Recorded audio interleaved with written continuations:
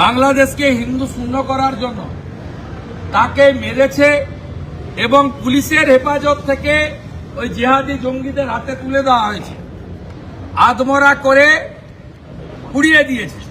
উনারা বললেন 10 জনকে অ্যারেস্ট করেছে। আমাদের মহারাজরা বলেছেন তাহলে বেল পেয়ে যাবেন।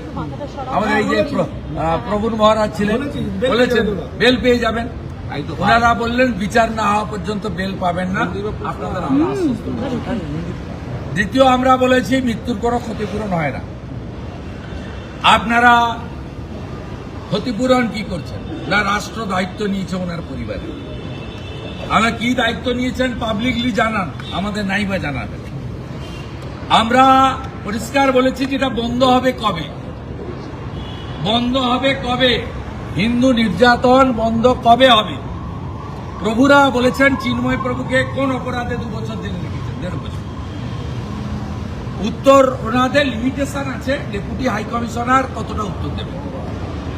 তবুও অনেকগুলো কথায় উত্তর দিতে পারেননি। সাধু সমাজ যারা আমার সঙ্গে ছিলেন আজকে, তারাও অত্যন্ত ব্যথিত কণ্ঠে বলেছেন যে এটা বন্ধ না হলে আমরা রিয়াক্ট করব। আমি উদাহরণ দিয়েছি, গাজাতে যে লড়াই ইসরায়েল করছে কেন? ইহুদিদের বাঁচানোর জন্য।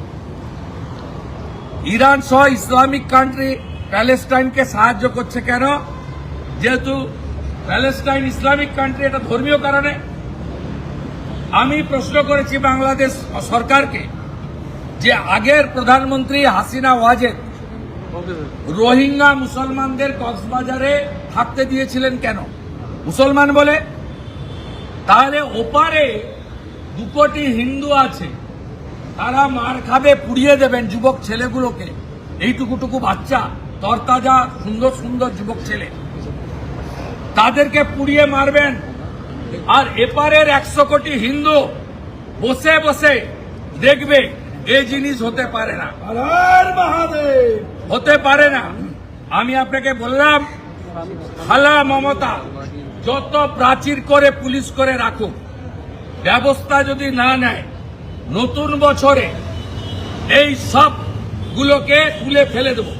যেমন যুব ভারতীতে মেসির দিন যুবকদের, ইয়াং জেনারেশনের তারা দেখেছে, রাজীব কুমাররা ছুটে পালিয়েছে, আমরা এখানে দেখিয়ে দেব বলে গেলাম। আর আজকে 1000 সাধু এসেছেন, 300 নাগা সন্ন্যাসী। গঙ্গাসাগরে 5 লাখ সাধু যাবেন। গঙ্গাসাগরে স্নান করে ফেরার পরে আমি সব সাধুকে